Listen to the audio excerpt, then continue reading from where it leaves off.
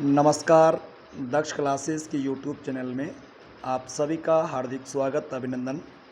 दोस्तों, आज मैं आपके लिए हिंदी साहित्य में द्विवेदी युग का एक टारगेट पेपर लेकर के आया हूं, जो कि आज क्लास में हुआ था।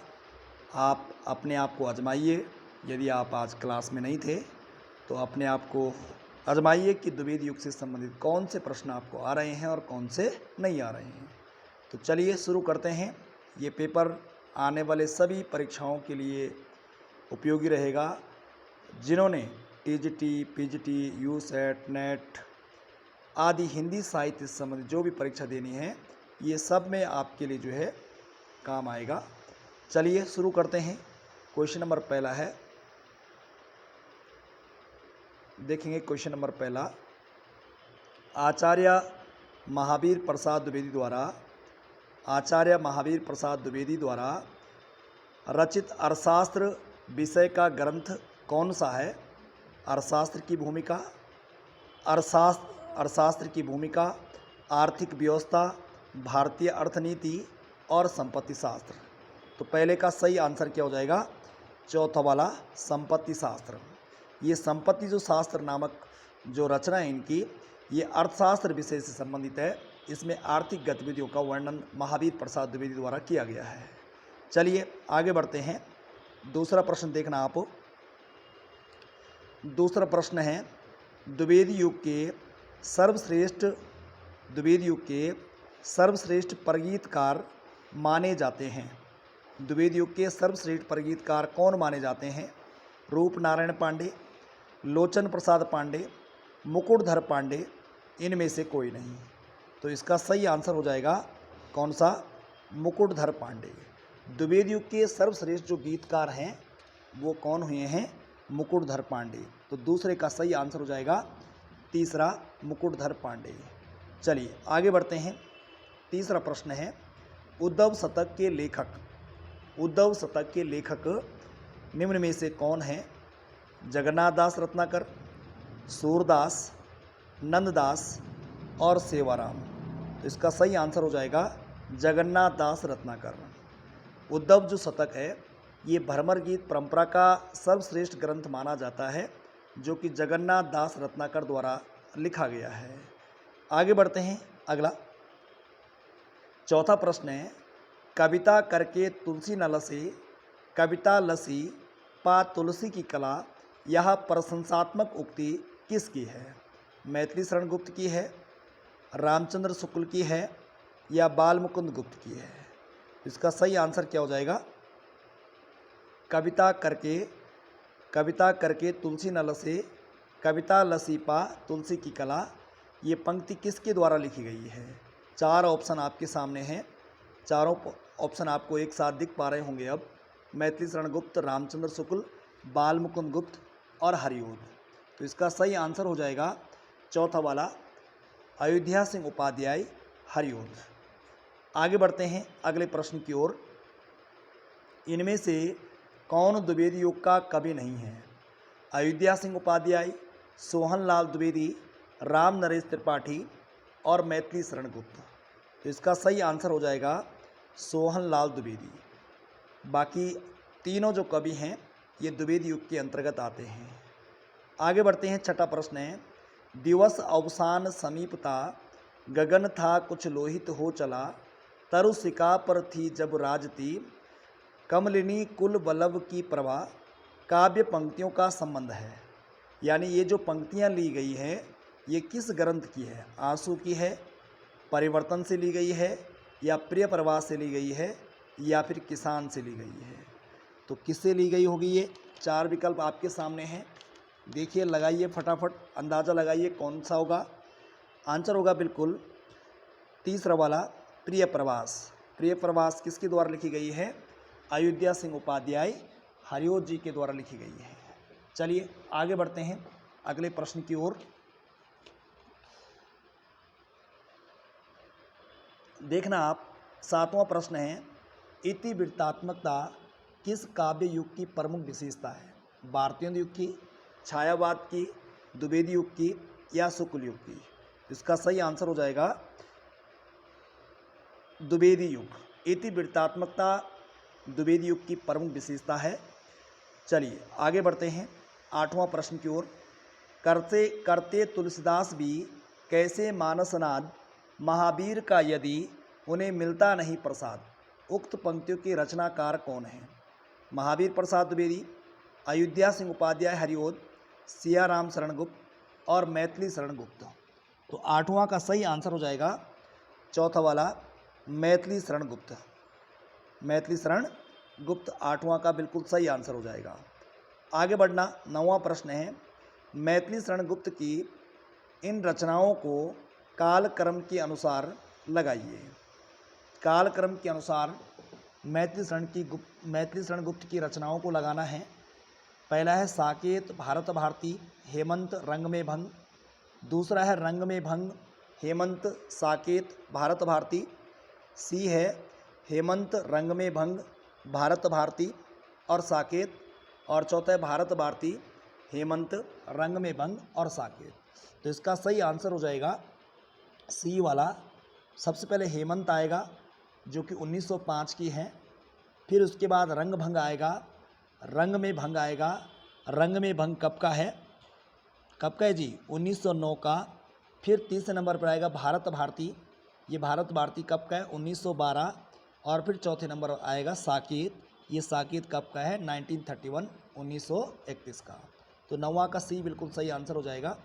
10वां देखना, ज्ञान राशि के संचित कोश का नाम ही साहित्य है।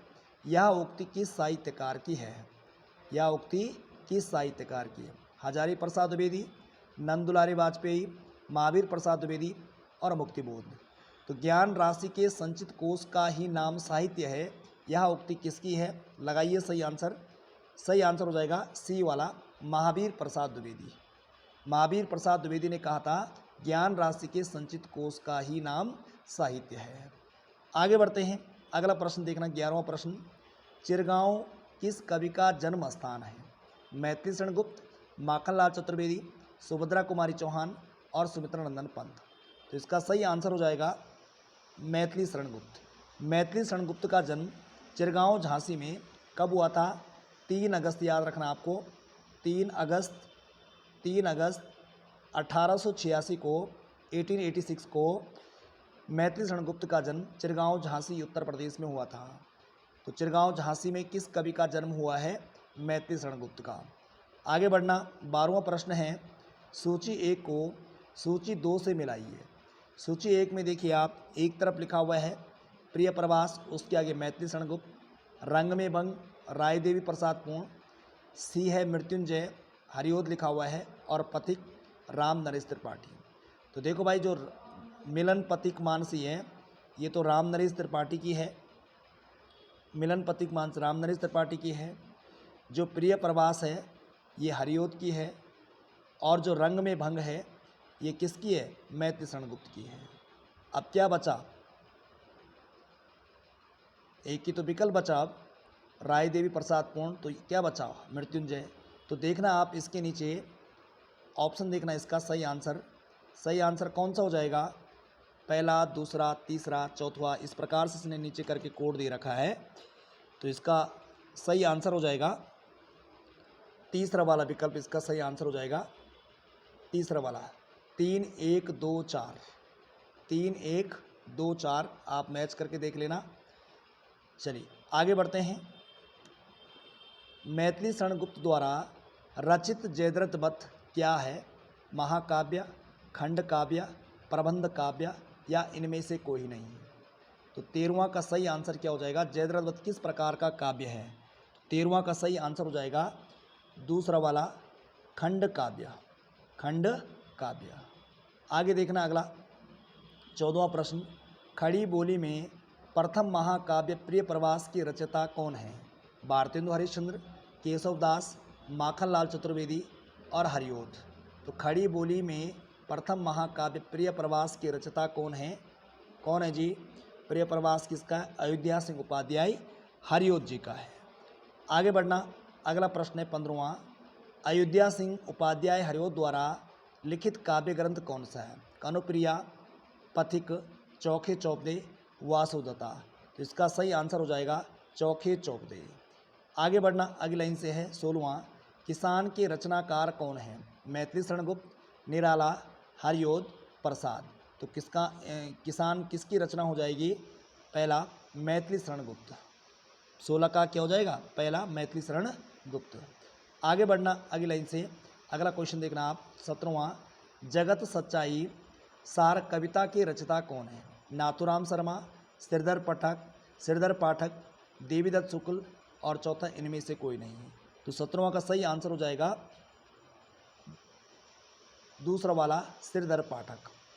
आगे बढ़ेंगे 18 में, भक्ति काल में गृहस्थ जीवन का जैसा सुंदर चित्रण सूरदास में मिलता है वैसा ही आधुनिक काल के किस कवि में यह देखने को मिलता है?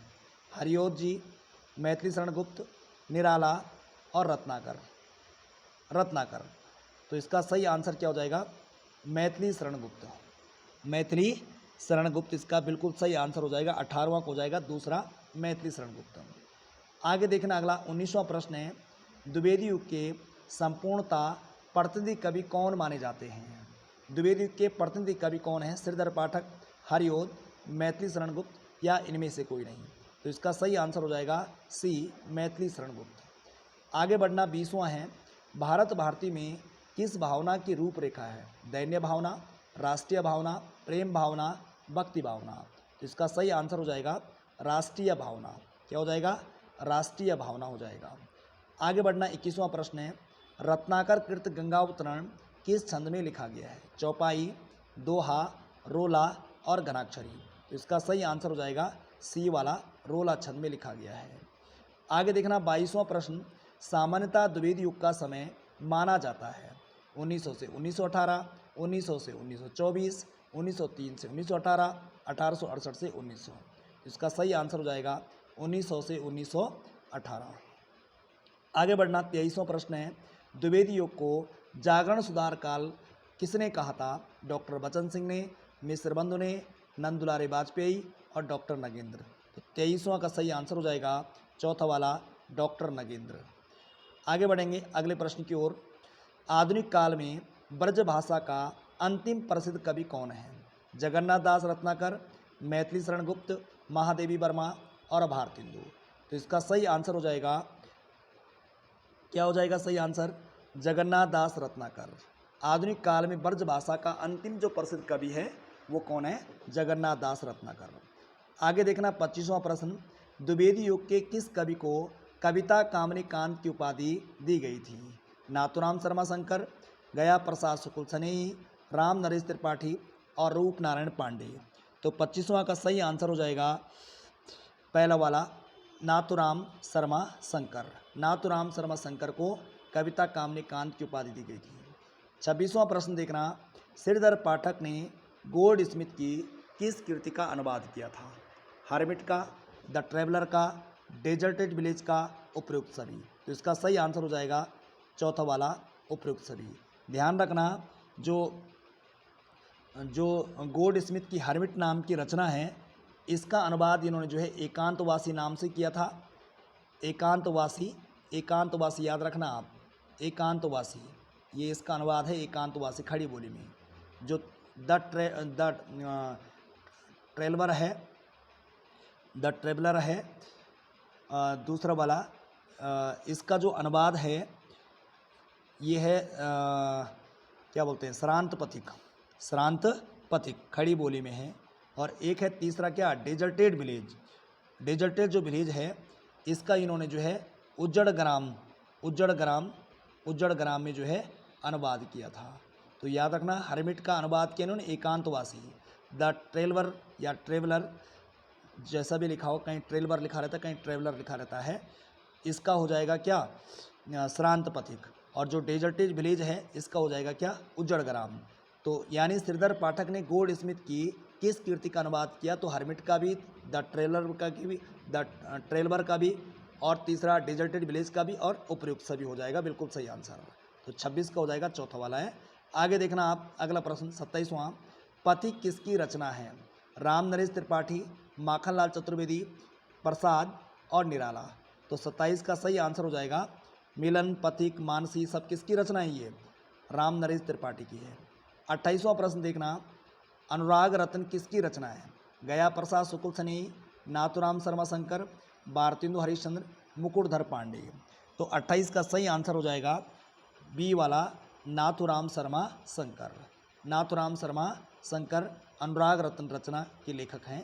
आगे देखना अगला 29वां प्रश्न, आचार्य शुक्ल ने खड़ी बोली की प्रथम काव्य रचना किसे माना है? आचार्य रामचंद्र शुक्ल ने खड़ी बोली की प्रथम काव्य रचना किसे माना है? प्रिय प्रवास को, हल्दी घाटी को, एकांतवासी योगी को, रंग में भंग को। तो सही आंसर हो जाएगा एकांतवासी योगी को। आगे बढ़ना 30वां प्रश्न, अयोध्या सिंह उपाध्याय हरिओद को प्रिय प्रवास के लिए कौन सा पुरस्कार मिला? मंगला प्रसाद पारितोषिक, ग्रैमी अवार्ड, साहित्य अकादमी, नेहरू पुरस्कार। तो सही आंसर होगा मंगला प्रसाद पारितोषिक। 31वां प्रश्न पढ़ना, द्विवेदी युगीन कौन सा ग्रंथ ब्रज भाषा की श्रेष्ठ काव्य परंपरा के स्मारक के रूप में स्मरणीय है? प्रिय प्रवास, उद्धव शतक, गंगा अवतरण और बिहारी रत्नाकर। तो इसका सही आंसर हो जाएगा उद्धव शतक। उद्धव शतक किसका है? जगन्नाथ दास रत्नाकर का है। तो 31 का सही आंसर हो जाएगा दूसरा वाला उद्धव शतक। आगे देखना 32, हम बिस पाई जन्म के कीर्ति के कीर्तिकार कौन है? उदय शंकर भट्ट, दुष्यंत कुमार, बाल्की शर्मा नवीन और गुप्त जी। तो 32 का सही आंसर हो जाएगा सी वाला, बाल्की शर्मा नवीन। आगे देखना 33वां प्रश्न, प्रकृति चित्रण की दृष्टि से द्विवेदी युग का श्रेष्ठ कवि कौन है? श्रीधर पाठक, हरिओद, सुमित्रा नंदन पंत और मैथिली शरण गुप्त। तो इसका सही आंसर हो जाएगा श्रीधर पाठक। आगे बढ़ते हैं 34वां, द्विवेदी युग के किस कवि को हिंदी साहित्य सम्मेलन का सभापति बनाकर सम्मानित किया गया? मैथिली शरण गुप्त, रसाल, सुमित्रा नंदन पंत और अयोध्या सिंह उपाध्याय। तो 34 का सही आंसर हो जाएगा चौथा वाला, अयोध्या सिंह उपाध्याय हरिओद। अयोध्या सिंह उपाध्याय हरिओद बिल्कुल सही आंसर हो जाएगा। आगे बढ़ते हैं, अगला प्रश्न देखना 35वां, कविता का विषय मनोरंजन एवं उपदेशपरक होना चाहिए, कविता के विषय में उपयुक्त कथन किसका है? उपयुक्त कथन किसका है? आचार्य शुक्ल का, महावीर प्रसाद द्विवेदी का, हजारी प्रसाद का, नंदुलारी वाजपेयी का। तो इसका सही आंसर हो जाएगा, क्या हो जाएगा भाई? आचार्य महावीर प्रसाद द्विवेदी का। इसी संबंध में मैथिली शरण गुप्त ने भी लिखा हुआ है, केवल मनोरंजन कवि का कर्म होना चाहिए, केवल न मनोरंजन कवि का कर्म होना चाहिए, उसमें उपदेश का मर्म भी होना चाहिए। तो इस टाइप से अगर बोलेगा तो मैथिली शरण गुप्त का, और जिस टाइप से प्रश्न में पूछा गया है तो उसमें आंसर क्या आ जाएगा? महावीर प्रसाद द्विवेदी। ठीक है जी, मनोरंजन एवं उपदेश परक, कविता का विषय मनोरंजन एवं उपदेश परक होना चाहिए, तो ये बोला महावीर प्रसाद द्विवेदी ने। आगे बढ़ते हैं 36वां प्रश्न, हे मातृभूमि तू सत्य ही सगुण मूर्ति सर्वेश की पंक्ति की रचना, पंक्ति किस रचना की है? भारत दुर्दशा की है, यशोधरा की है, हल्दी घाटी की है कि भारत भारती की है? तो 36 का सही आंसर हो जाएगा कौन सा? चौथा वाला, भारत भारती। भारत भारती बिल्कुल सही आंसर है। आगे बढ़ते हैं, अगला 37वां प्रश्न देखना 37, गर्भ रंडा रहस्य कीर्ति किस कवि की है? नाथुराम शर्मा शंकर की है, हरिओद की है, सियाराम शरण गुप्त की है, बेचन शर्मा उग्र की है? तो 37 का सही आंसर हो जाएगा पहला वाला हो जाएगा नाथुराम शर्मा शंकर। 38 देखना, गुणवंत हेमंत किसकी रचना है? रामचरित उपाध्याय, मैथिली शरण गुप्त, श्रीधर पाठक, इनमें से कोई नहीं। तो इसका सही आंसर हो जाएगा तीसरा वाला, श्रीधर पाठक। 39 देखना, कविता कौमुदी के 8 भागों का संपादन किसने किया? राम नरेश त्रिपाठी, रामचरित उपाध्याय, महावीर प्रसाद द्विवेदी, बाल्की शर्मा नवीन। तो 39 का 39 का सही आंसर हो जाएगा पहला वाला, राम नरेश त्रिपाठी। आगे देखना 40वां प्रश्न, स्वदेशी कुंडल में देशभक्तिपूर्ण कुंडलियाँ संकलित है, यह रचना किसकी है? यह रचना किसकी है? राम नरेश त्रिपाठी, रामचरित उपाध्याय, राय देवी प्रसाद पूर्ण और गिरधर कवि। तो 40 का सही आंसर हो जाएगा सी वाला, राय देवी प्रसाद पूर्ण। राय देवी प्रसाद पूर्ण। 41 देखना, कवि सम्मेलनों का बादशाह कौन है? राय देवी प्रसाद पूर्ण, हरिओद, मैथिली शरण गुप्त और चौथा है गया प्रसाद शुक्ल सनेही। तो 41 का सही आंसर हो जाएगा गया प्रसाद शुक्ल सनेही। 42 देखना, भौमासुर वध काव्य ग्रंथ किसका है? कामता प्रसाद गुरु, महावीर प्रसाद द्विवेदी, मैथिली शरण गुप्त, लोचन प्रसाद पांडे। तो इसका सही आंसर हो जाएगा कामता प्रसाद गुरु। 43 देखना, पूजा फूल कानन कुसुम काव्य कीर्ति के रचनाकार कौन है? मुकुटधर पांडे, लोचन प्रसाद पांडे, सियाराम शरण गुप्त और चौथा है बालकृष्ण शर्मा नवीन। तो 43 का सही आंसर हो जाएगा पहला वाला मुकुटधर पांडे। आगे बढ़ना 44वां प्रश्न में, सच्चा प्रेम वही है जिसकी तृप्ति आत्मबलि पर हो निर्भर, त्याग बिना निष्प्राण प्रेम है, करो प्रेम पर प्राण निछावर। पंक्ति के रचनाकार कौन है? महादेवी वर्मा, राम नरेश त्रिपाठी, रामचरित उपाध्याय और चौथा है सुभद्रा कुमारी चौहान। तो 44 का सही आंसर क्या हो जाएगा? दूसरा वाला राम नरेश त्रिपाठी। क्या हो जाएगा? राम नरेश त्रिपाठी। आगे बढ़ना, अगला प्रश्न है, कौन सी प्रवृत्ति द्विवेदी युग की नहीं है? राष्ट्रीय भावना, नीति और आदर्श, इतिवृत्तात्मकता और मार्क्सवादी चिंतन। 45 का हो जाएगा मार्क्सवादी चिंतन, ये द्विवेदी युग में नहीं है। आगे बढ़ना 46, साकेत काव्य रूप क्या है? साकेत किस प्रकार का काव्य है? महाकाव्य है, खंड काव्य है, प्रबंध काव्य है या चौथा मुक्त काव्य है। तो 46 का सही आंसर क्या हो जाएगा? पहला वाला महाकाव्य है। ठीक है जी, महाकाव्य खंड काव्य सब प्रबंध काव्य के अंदर आते हैं, लेकिन साकेत यहाँ पर क्या हो जाएगा? महाकाव्य। ब्रज कोकिल की उपाधि किस कवि की थी? रत्नाकर, सत्यनारायण कविरत्न, गया प्रसाद शुक्ल, लाला भगवान दीन। इसका सही आंसर हो जाएगा सत्यनारायण कविरत्न। आगे बढ़ना 48, मैथिली शरण गुप्त की प्रथम कविता हेमंत किस पत्रिका में प्रकाशित हुई थी? हिंदू, नागरिक प्रचारणी, सरस्वती और चांद। इसका सही आंसर हो जाएगा सरस्वती पत्रिका में प्रकाशित हुई थी। ठीक है जी, हेमंत कविता सरस्वती पत्रिका में प्रकाशित हुई थी। आगे बढ़ना अगली लाइन से, खड़ी बोली का पहला प्रबंध काव्य कौन सा है? प्रिय प्रवास, रंग में भंग, जयद्रथ भट्ट और विकट भट्ट। तो इसका सही आंसर हो जाएगा प्रिय प्रवास। खड़ी बोली का पहला प्रबंध काव्य कौन सा है? प्रिय प्रवास है। आगे बढ़ना अगला 50वां, द्विवेदी युग की प्रमुख काव्य भाषा क्या थी? अवधी, ब्रज, बुंदेली और खड़ी बोली। तो द्विवेदी युग की प्रमुख काव्य भाषा क्या थी? खड़ी बोली। ठीक है जी, आगे देखना, राष्ट्र कवि की उपाधि किसे दी गई?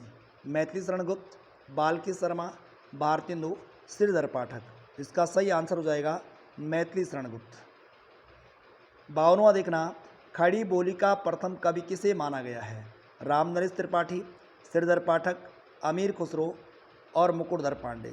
इसका सही आंसर हो जाएगा अमीर खुसरो। आगे बढ़ेंगे, आचार्य महावीर प्रसाद द्विवेदी ने सरस्वती पत्रिका का संपादन कब से प्रारंभ किया था? 1900 से, 1901 से, 1910 से, 1903 से। तो इसका सही आंसर हो जाएगा 1903 से। आगे बढ़ना, निम्न में से किस कृति को अंग्रेज सरकार ने देशभक्तिपूर्ण रचनाओं के लिए प्रतिबिंबित कर दिया था? इनमें से किस कृति को अंग्रेज सरकार ने देशभक्तिपूर्ण रचनाओं के लिए प्रतिबंधित कर दिया था? राष्ट्र भारती को, स्वदेशी कुंडल को, भारत भारती को, राष्ट्रीय वीणा को। इसका सही आंसर हो जाएगा भारत भारती। भारत भारती। आगे बढ़ेंगे 55, अबला जीवन हाय तुम्हारी यही कहानी, आंचल में है दूध और आँखों में है पानी। ये पंक्तियाँ किसकी है? साकेत की है, यशोधरा की है, पंचवटी की है या फिर द्वापर सूजी की है? तो इसका सही आंसर हो जाएगा यशोधरा। यहाँ पर यशोधरा करना इसको है। आगे बढ़ना अगली लाइन से, खड़ी बोली हिंदी को काव्य भाषा के रूप में प्रतिष्ठित करने का श्रेय किसे दिया जाता है?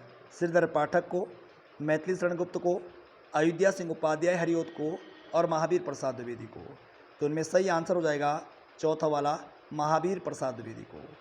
आगे बढ़ना 57वां प्रश्न है, मैथिली शरण गुप्त की किस काव्य कीर्ति को हिंदू संस्कृति का स्वच्छ दर्पण कहा जाता है? क्वेश्चन नंबर 57 में देखना आप, बढ़िया प्रश्न है। पहला है जय भारत, दूसरा है साकेत, तीसरा है यशोधरा, चौथा है विष्णुप्रिया। तो इसका सही आंसर हो जाएगा ए वाला जय भारत। आगे बढ़ना 58वां, प्रकाशन काल की दृश्य से सही अनुक्रम है। सही अनुक्रम है, ये देखो आप, सही अनुक्रम कौन सा है? प्रिय प्रवास, रस कलश, चौके चौपते और वैदेही। वैदेही वनवास, रस कलश, चौके चौपते। फिर तीसरे में है चौके चौपते, वैदेही वनवास, प्रिय प्रवास, रस कलश। ठीक है जी। तो इनमें सही आंसर हो जाएगा, इसका सही आंसर हो जाएगा पहला वाला प्रिय प्रवास, रस कलश, चौके चौपते और वैदेही वनवास। आगे देखना अगला 59, मैथिली शरण गुप्त की वह रचना जिसमें राष्ट्र की बलि वेदी पर अपने प्राणों का उत्सर्ग करने वाले युवक का चरित्र चित्रण हुआ है। युवक का चरित्र चित्रण हुआ है। जयद्रथ वध, त्रिपतगा, नल दमयंती और चौथा है सुलोचन। तो इसका सही आंसर हो जाएगा 59 का 59 का सही आंसर हो जाएगा पहला जयद्रथ वध। क्या हो जाएगा? जयद्रथ वध। आगे बढ़ना अगला 60वां प्रश्न है, साकेत का प्रथम सर्ग आरंभ होता है राम वंदना से, गणेश वंदना से, साकेत के वैभव से और सरस्वती वंदना से। तो इसका सही आंसर होगा सरस्वती वंदना से। 61वां प्रश्न बढ़ना, रामचरितमानस के बाद हिंदी में राम काव्य का दूसरा स्तंभ साकेत है। यहाँ साकेत का अर्थ है अयोध्या, स्वर्गलोक, मृत्युलोक और राम कथा काव्य। तो इसका सही आंसर होगा अयोध्या। 62वां प्रश्न देखना, हरिओत जी ने अपने किस ग्रंथ में नायिका वेद के अंतर्गत देश प्रेमिका, लोक प्रेमिका, जाति प्रेमिका, परिवार प्रेमिका की आदर्श कल्पना की है? कृष्ण शतक में, वैदेही वनवास में, प्रिय प्रवास में और रस कलश में। इसका सही आंसर हो जाएगा रस कलश में। आगे बढ़ना, नायिका भेद वर्णन के विरोधी हैं मैथिली शरण गुप्त, आचार्य महावीर प्रसाद द्विवेदी, अयोध्या सिंह उपाध्याय हरिओत और जगन्नाथ दास रत्नाकर। तो नायिका भेद वर्णन के विरोधी कौन थे? सही आंसर हो जाएगा बी, आचार्य महावीर प्रसाद द्विवेदी। तो 63 का सही आंसर हो जाएगा बी वाला महावीर प्रसाद द्विवेदी। आगे देखना 64वां प्रश्न, भारतीय युग और द्विवेदी युग को जोड़ने वाली कड़ी का कवि किसे कहा गया है? बद्रीनारायण चौधरी प्रेमगन को, मैथिली शरण गुप्त को, राधा चरण गोस्वामी और बाल मुकुंद गुप्त को। तो सही आंसर हो जाएगा बाल मुकुंद गुप्त। भारतीय युग और द्विवेदी युग को जोड़ने वाली जो कड़ी है वो कौन है? बाल मुकुंद गुप्त। ये भारतीय युग में भी आते हैं और द्विवेदी युग में भी आते हैं, लास्ट वाले में, लेकिन ज़्यादातर द्विवेदी युग में रखते हैं इसको। आगे बढ़ते हैं अगली लाइन से। 65वां प्रश्न है, द्विवेदी युग में भारतेंदु परगेंदु की उपाधि किस कवि को मिली है? नाथुराम शर्मा शंकर, गया प्रसाद शुक्ल सनेही, प्रेमगन और चौथा है राम नरेश त्रिपाठी। तो इसका सही आंसर हो जाएगा 65 का पहला वाला नाथुराम शर्मा शंकर। आगे बढ़ना 66वां प्रश्न है, जगत सच्चा तनिक न कच्चा समझो बच्चा, इसका भेद पंक्ति किसकी है? श्रीधर पाठक की, रत्नाकर की, दिनकर की और द्विवेदी की। तो 66 का सही आंसर हो जाएगा पहला वाला श्रीधर पाठक। श्रीधर पाठक। 67 देखना, मैथिली शरण गुप्त किस छंद का प्रयोग अधिक करते थे? गीतिका, रोला, मात्रिक और चौथा है हरिगीतिका। तो सही आंसर होगा हरिगीतिका। हरिगीतिका छंद का बादशाह किसे कहा जाता है? तो ध्यान रखना है मैथिली शरण गुप्त को। आगे बढ़ना अगला 68वां प्रश्न, उस महाकाव्य का नाम बताइए जिसमें राधा कृष्ण का युगानुरूप परिवर्तन कर दिया गया? वैदेही वनवास, कृष्णायन, प्रिय प्रवास और उद्धव शतक। तो 68वां का सही आंसर हो जाएगा सी वाला प्रिय प्रवास। आगे बढ़ना 69वां प्रश्न है, जूही की कली कविता को किस संपादक ने अपने पत्र में बिना प्रकाशित किए वापस कर दिया था? गोपाल दास गेमरी, बालकृष्ण भट्ट, महावीर प्रसाद द्विवेदी और बनारसी दास चतुर्वेदी। तो सही आंसर होगा महावीर प्रसाद द्विवेदी। महावीर प्रसाद द्विवेदी ने जूही की कली पर अश्लीलता का आरोप लगाया था और उसे छापने से इनकार कर दिया था, फिर वो मतवाला पत्रिका में छपी थी। 70 देखना, आज का लास्ट प्रश्न है, द्विवेदी युग का नामकरण किसके नाम के आधार पर किया गया? हजारी प्रसाद द्विवेदी, महावीर प्रसाद द्विवेदी, शांति प्रिय द्विवेदी और आगे है मनन द्विवेदी। तो सही आंसर हो जाएगा युग प्रवर्तक कौन है? महावीर प्रसाद द्विवेदी। तो आज के 70 प्रश्न, आज जो क्लास में द्विवेदी युग का एक टारगेट पेपर हुआ था, अगर आप क्लास में नहीं थे तो अपने आप को आजमाइए, देखिए और लगातार बने रहिए और कंटिन्यूटी रखिए। और अगर आप हिंदी साहित्य से कोई भी अगर एग्ज़ाम देते हैं तो उन सभी परीक्षाओं में ये प्रश्न आपके काम आएंगे, चाहे वो LT का हो चाहे प्रवक्ता का हो। और जो लोग नए बैच के लिए सोच रहे हैं, नई शुरुआत करने के लिए सोच रहे हैं, उनका स्वागत है। आइए, नई तरीके से हम बढ़िया तरीके से पढ़ रहे हैं और जो लोग ज्वाइन करना चाहते हैं वो जल्दी ज्वाइन कर सकते हैं। धन्यवाद। चलिए।